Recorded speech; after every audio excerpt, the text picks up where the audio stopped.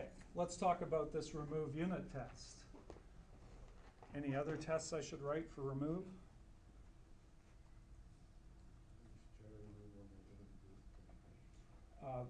The suggestion was worry about one that doesn't exist. The answer is we're not going to worry about the cases of things that are bad. We're going to worry about just all of the possible good cases that should work. You pull one out from the middle? Out from the middle is a good choice. So here's the joy of having written one test, is that we can steal all of the code from the previous test and just rewrite it. And so now this first test is actually not just remove, but it's the fact that it's removed from beginning. So I'm just going to change its name. I'll get a better sense of what it is.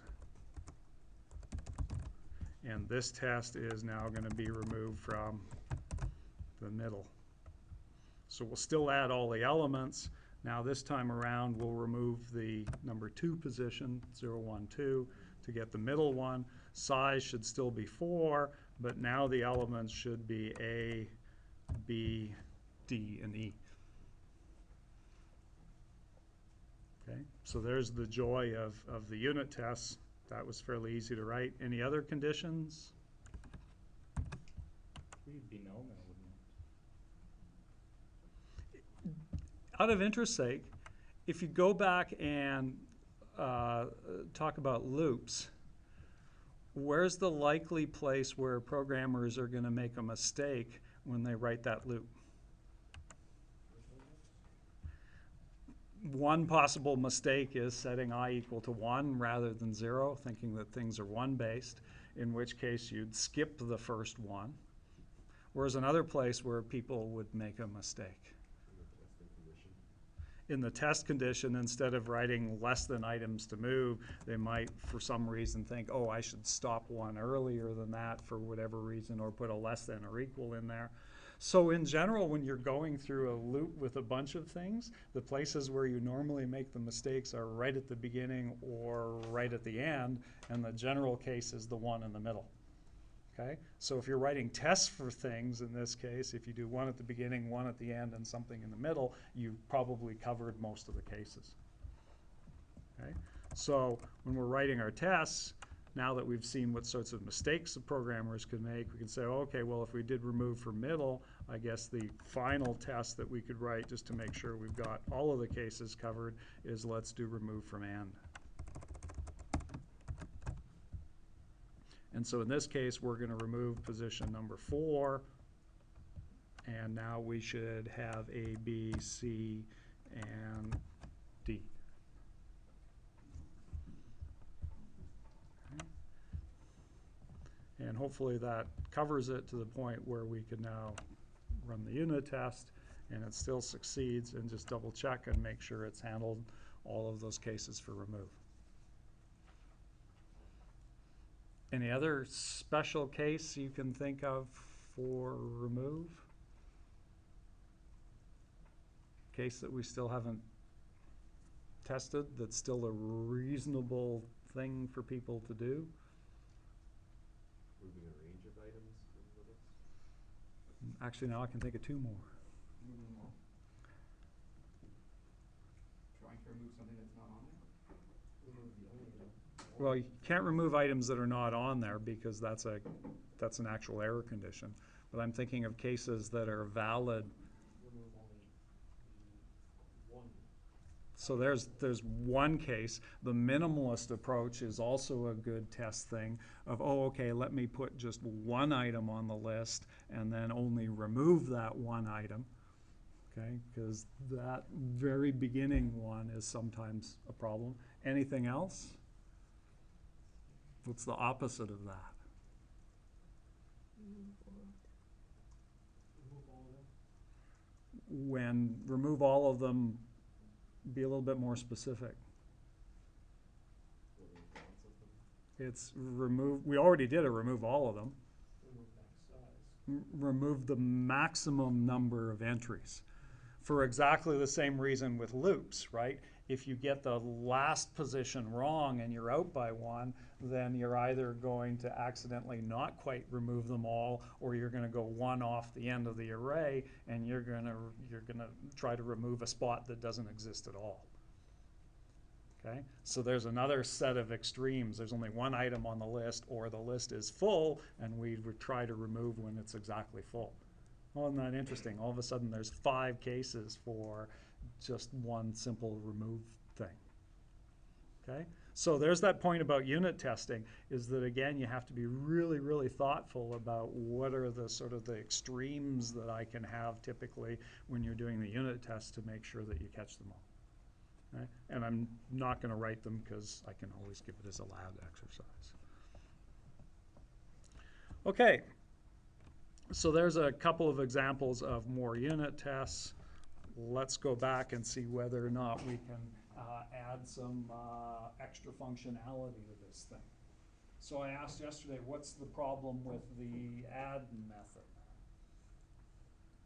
Doesn't see if It doesn't see if it's already full. it's full.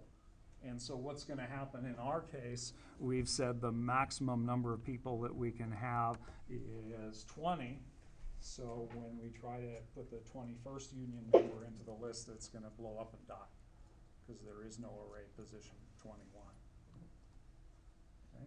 What could you do to the constructor that might make that a little less of a problem?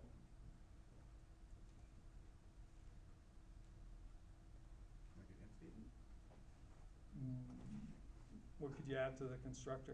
Have it so you can pass in a variable of the size. Yeah, so you could, the most obvious change here is to say, well, instead of me specifying 20 all the time, I'm going to allow Put people it to give an argument so that when they make the list, they can decide what the maximum is when they make it. Any problem with that? User can be your own. Yeah, no matter what they decide, they can still run out of room. They could put a 20 in there, you know, if we let them put in 20, we could set that argument to 20, and when they hit the 21st one, it will still die. So it's not a bad solution, but it still has the problem that this thing will eventually die. What's a better solution?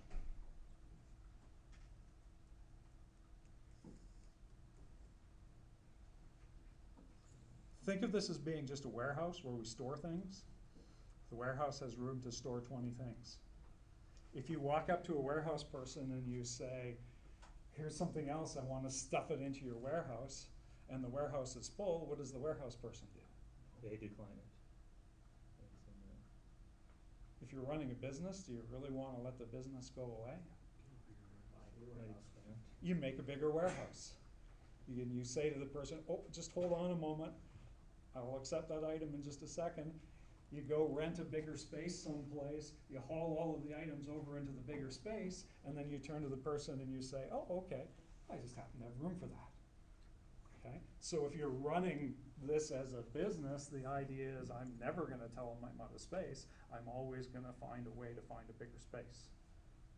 Okay? So we've got to make add so that it does the work of finding the bigger space.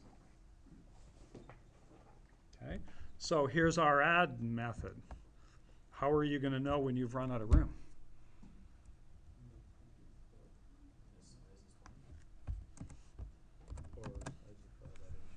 So here's our special case condition.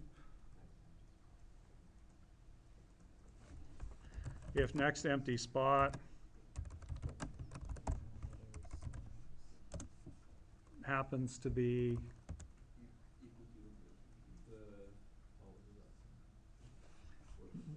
the same size as all workers dot length, so we'll use the variable that's provided for us rather than the number 20.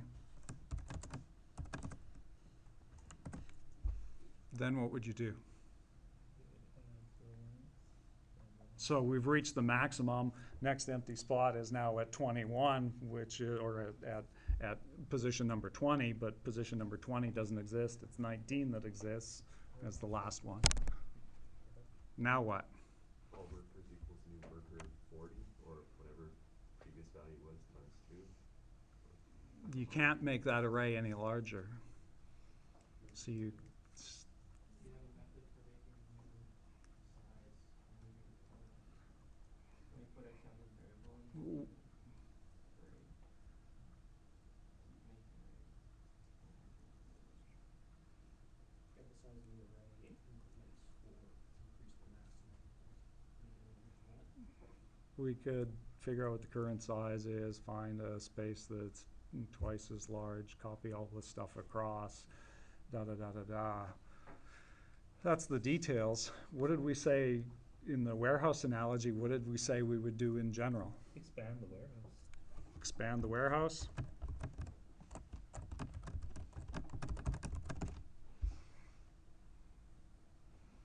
Okay, or what we actually said was find a bigger space.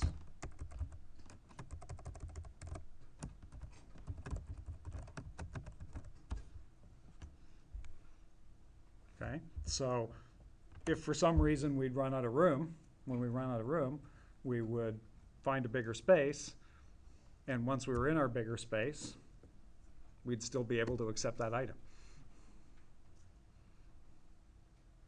Okay, so here's another one of those sneaky little programmer tricks. Rather than concentrating immediately about the details of, oh, what does it involve to go find a bigger space? How am I going to do all of that stuff? Whenever it looks like the problem is going to be a bunch of steps, just feel lazy and go, let me write out the words for what I want to do. And then I'll figure out how to do the details later. Because now the nice thing about this code is that it says pretty much exactly what we want to do. And I didn't have to write a comment in there that said what the details of the thing were, what I was attempting to do. It's sort of pretty obvious what find a bigger space means. And so now what you can do is you can write a private method. And the other thing I've said is for now, the words that we're using seem to work for us, so we'll just call it find a bigger space.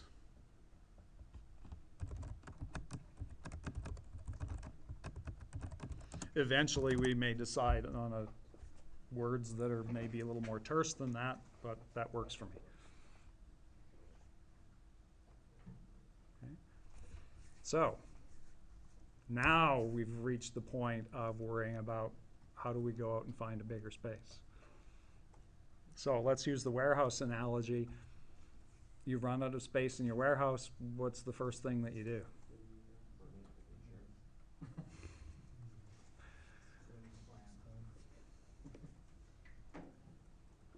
No more room here. Find a warehouse. Got to go find a new warehouse. Okay, so let's make a new warehouse. We already had our old warehouse that looked like this. So the new space is also going to look like that with just a different name. And let's go make a new worker array.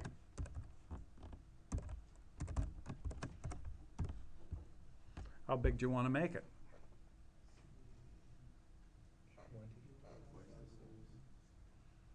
How about if we just go rent a warehouse that's got one space extra?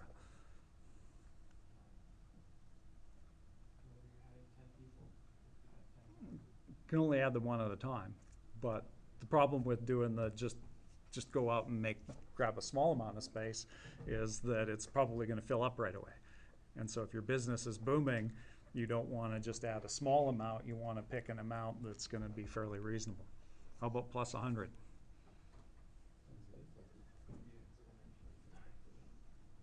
It's really just sort of a business decision, because you're doing the trade-off of how much new business do I expect versus how much empty space do I want to have left lying around that I'm not going to use.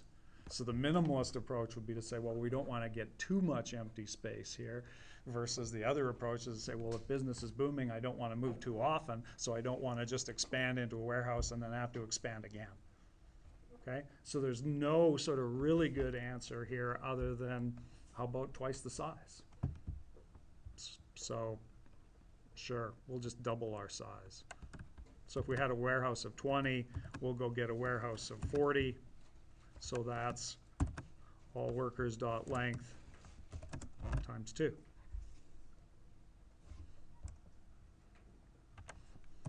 Okay, there's our bigger space. What would you do now? Transfer all of the items over. So that means in English,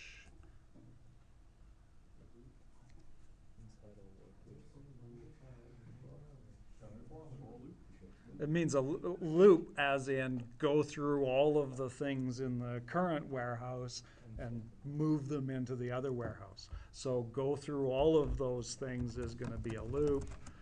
And since we're doing counted loops in this case,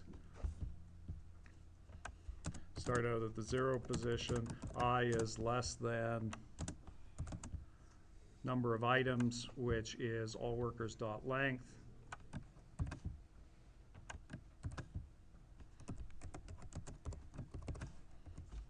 Go through all of the items and do what with them? Add to new space. Where's the interesting item right now? Where would I go find the most interesting item in this moving process? It's in the all workers array at position I. And where would you want to move it to? Into new space sub I. Okay, so transfer everything across. When we're moving, say, the first part of the array, would it cause lag just because you might shuffle stuff to the left? Or is it? There's no shuffling involved here. It's just transfer this from here to there. But the next time they're out of space. Well, we'll worry about the next time. We'll worry about the next time in a second. By the way, I wrote that loop from the outside in. The other approach, if you're having difficulty with loops, which at this stage most people still do, is to just think of the idea of how do I do one of them. Okay? And so if I wanted to do just the very first one, I would say I'm going to take the one that's in the all workers array at position 0, and I'm going to transfer it into the new space array at position 0. Okay? And then if we say, well, if that was to do one of them, then doing all of them would be to write a loop.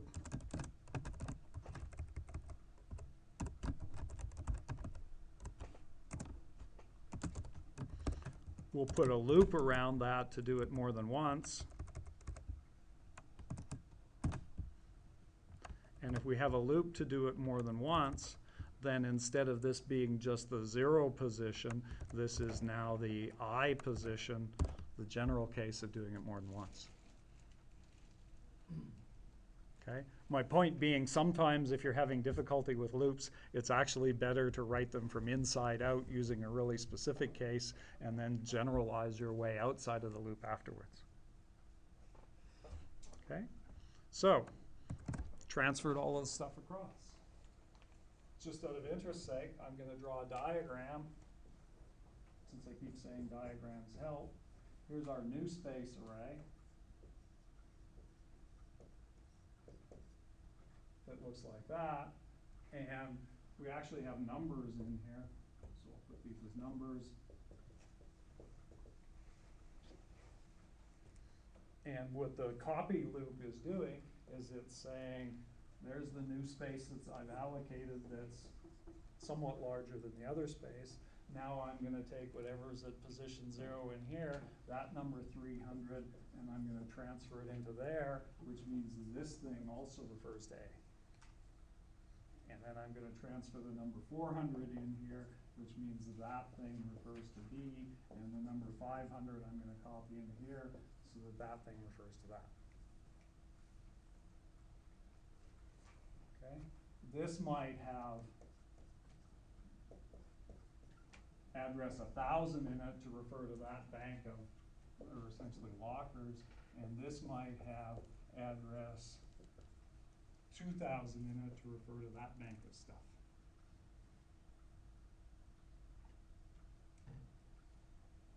Okay, so there's our code that says make the new space, do the transfer across one for one until you've now got your new space created.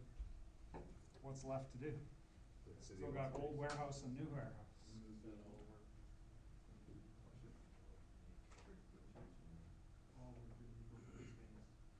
Take a, if you look at this diagram, what's the thing that has to change in the diagram?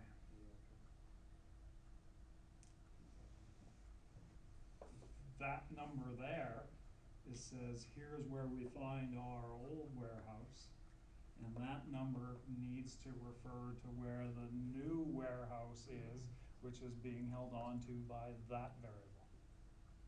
So we need to transfer the new space variable into the all workers variable. Okay. So after the transfer, we're going to take whatever's in the new space variable and we're going to dump that value into the all workers variable. Okay. And that's the thing that's not at all obvious unless you draw the diagram. Why couldn't you just flush the old array? What do you mean by flush the old array? Get rid of it. You, Get space from it. you can't get rid of it yet because the variable is, it's not the array that you have to get rid of, it's that you have to reassign that all workers variable to refer to the new space. Because this all workers variable is the thing that's referring to where the warehouse or where the array is. And so in this case, if you forget to do this, what's going to happen is it's going to go out and rent the new space. It's going to copy everything over. Then the new space is going to go away because that new space variable only lasts from here to here. And the all workers array will still be referring to the old space. Right, okay, because currently it refers to the new workers. It refers to, And now it's gonna refer to new space. so this thing, it's just the same as you have to redirect and saying, well, I used to go to work at this place, but now since I'm in a different warehouse, I guess the place where the warehouse is located is over there instead. It's exactly the same concept. Any more questions about it? In Java, what happens at this point is because nobody is referring to this old array anymore, there's a beast in Java called the garbage collector that will come along and notice, oh, that space isn't used, just let me go reclaim it. Okay? And that runs as a part of most sort of modern programming languages. If you were to do this in C or C++, this would be a very bad thing because there is no garbage collector in C or C++, and what you've basically done then is orphaned that space. Okay, and so in C and C++, there's a line that would go before here that says, that specifically says, I'm going to delete that space, make it go away on purpose. Okay? In modern languages, you typically don't have to worry about that. It'll just get done. That's a reminder for you C and C++ people with the new operator. Okay, so there's find a bigger space. Okay, now there's our code written. What's a unit test going to look like? Gonna test it extensively Add 21 items. The suggestion is add 21 items and do what? Make sure that everything is the same before you go over the limit as after. Make sure that going over the limit is that when you go over the limit, you've still got the items in the new warehouse, basically. Okay? So suppose you write your unit test and you say you put 20 in the unit test. You're only putting the 20 in because we've looked at this code. You go, you write your unit test, you put 20 in. Suppose that I come along and I do that and change that to a 40. What's going to happen with your unit test? Probably still pass, but for the wrong reasons. Now it will always pass, because if you only have a loop that runs up to 20 thinking you're filling it, it never ever gets full because I arbitrarily changed the size to 40. Oops. So that's not going to work very well because the unit test is pretty fragile. It will.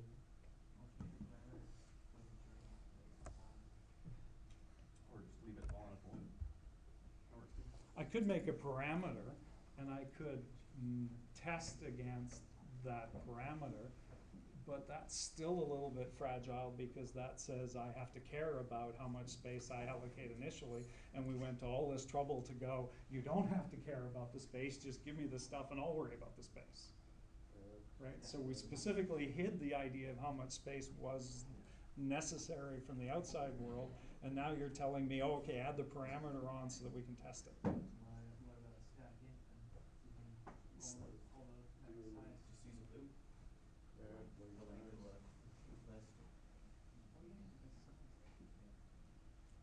Let me put it to you in this term. Let's go back to the warehouse. In the warehouse analogy, you've got somebody with a warehouse and you just keep shoveling stuff at them. Do you ever know how big the warehouse is? Do you ever care what size they started out as? No. Totally immaterial to you from the outside world. So you shouldn't really write a test that somehow needs to make use of that. So let's try one option then. Let's suppose that we'll allow ourselves to be able to ask the warehouse guy, how big's your warehouse? Which is really what you're asking. If I know how big your warehouse is, I can see what happens when you reach full. Is that a good idea? From a business point of view, do you want to do that?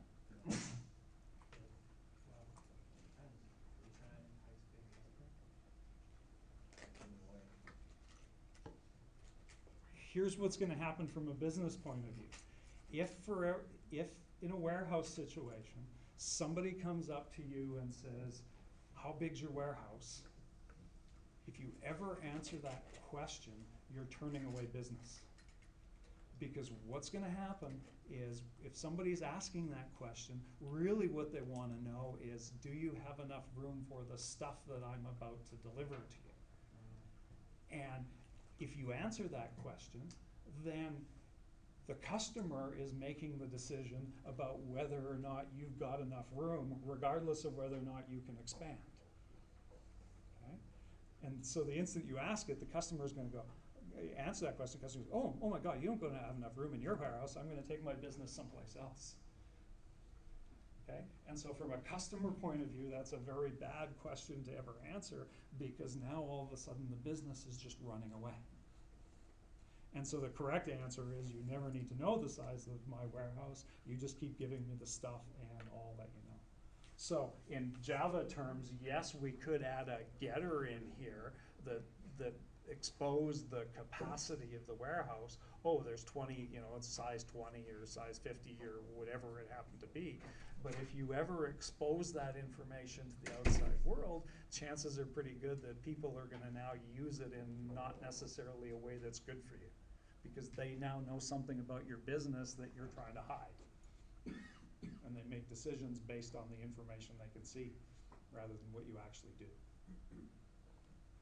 Okay? So from a testing standpoint, the rule is you should never add information into your code that's there just for testing. Let me put this number out here so that I can then test it, because now all of a sudden you're providing some information that normal people shouldn't have to use. So what does that leave us for options?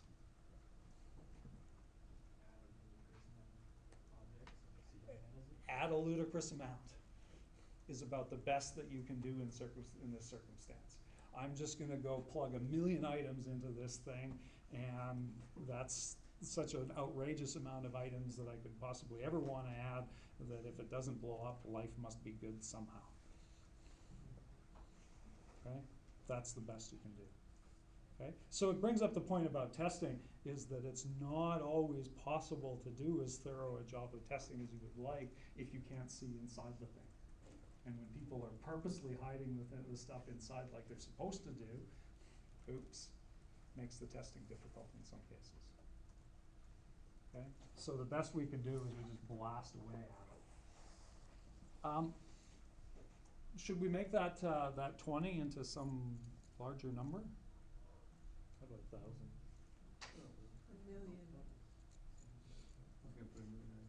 What do you think the default is for Java's array list?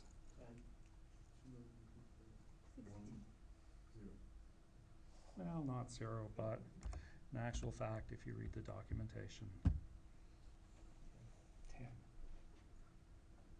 It's like, oh, come on, we always put more than 10 things into lists of stuff. It seems like a fairly small number.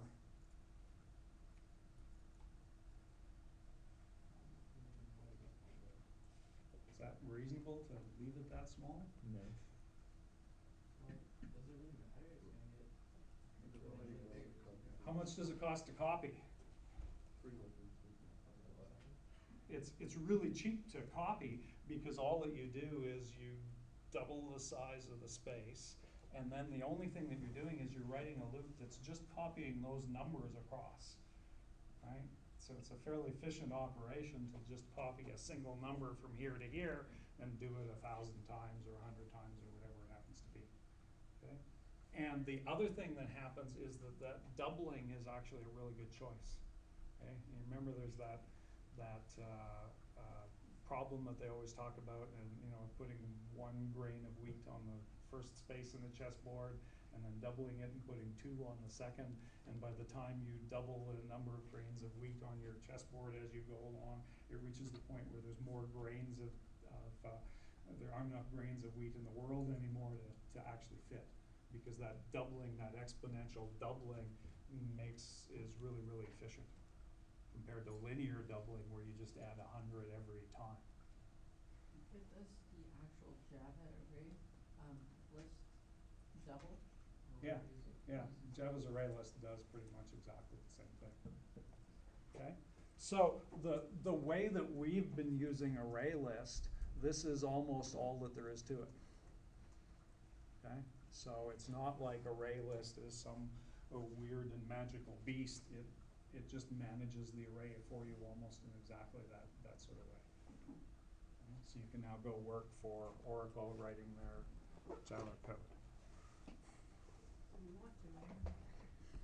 Okay, let's talk about another problem here. Suppose that I turn around with this thing and say, oh, I don't want to keep track of union members anymore. I want to keep track of students in my class instead. So every time somebody signs up for Comp139, I want to add them onto the list of Comp139 people. What are you going to change in this code? Worker to student. So if I want to store students, you would say, oh, okay, well, let me just change that worker variable to student, and anytime I say worker in here, I'll change it. Okay, and let's see, what else do I have to do? Oh yeah, so here the get function actually returns a worker. So we'll have to make a point of changing that to say that now becomes student. And while we're at it, I guess this is no longer member list. We'll change the name of this Java class to student list to represent students. Seems like a lot of work. And if we've got apples and we want to keep a list of apples, then I'm going to come along and do the same thing all over again, change apple here, here, and here, change this to apple list, etc. Seems like a big waste of time. So we now that we realize that we're going to use these lists all the time, it would be better if we had something that would work for the general case rather than this specific case. So what should we do to make it a more general case? Change worker to object. Change worker to object instead, and then it'll store any old thing. So I'll just do that. I'll go back here and I'll change this thing to object. Now it's not going to be all workers, it's going to be all objects, but I'll leave that for now. This thing is no longer a worker array, it's an object array.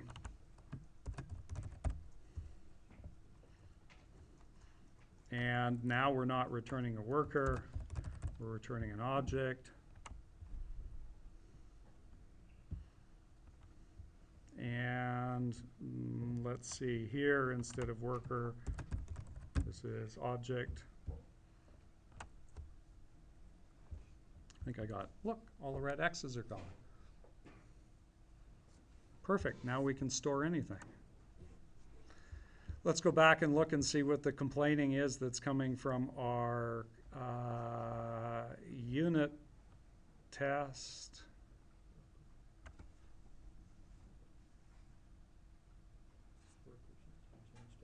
Now all of a sudden,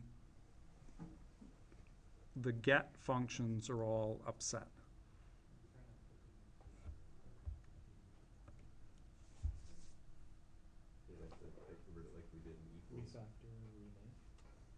So the error message here says, oh, okay, you're trying to put something into a worker object, but I'm getting a big O object back.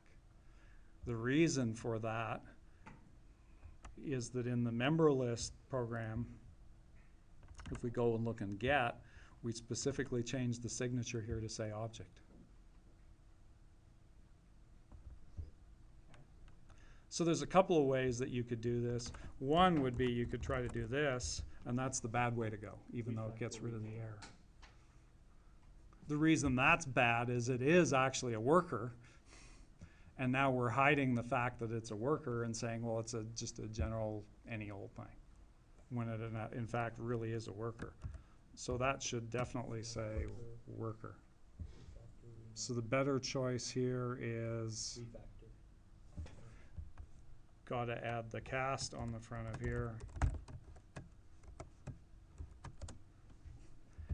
And that says, oh, get promised to send back a big O object, but I know it's a worker, damn it, put it into a worker variable for me, thank you very much. Okay, so that's saying I'm telling you it's a worker, I don't care that it said it was an object. And that will solve the problem. We don't have to do that with array list, but there's another reason why we don't have to do that, which we'll get to eventually. Okay. Any other problem with using this big O object in the MemberList class? Oops, this one should actually be missed one. That one should be add any old object. Any problem with doing that to the add method? You can put any object in that you want, and so now you can have a list that has both workers and apples on it, which in the long run is probably a bad thing because we're trying to keep like things together in lists. So if I had a student list, I wouldn't want to be dumping instructors onto that same list, trying to keep them separate. But there's nothing in here that disallows that. Okay? So the big problem with using this big O object in here is that it allows you to have non-homogeneous lists. You can dump arbitrary things on the list, which is generally a bad thing. Okay? And what we're going to do is we're going to find a solution to that eventually, but not for a bit. Okay, so for now, that's the way things are. If you go back in Java 6 or 7 years now, this was your only alternative. And then they added some stuff to the language, the angle bracket things that we'll figure out how to do to allow you to put the restrictions on instead. Okay, and that's a good place to stop for today.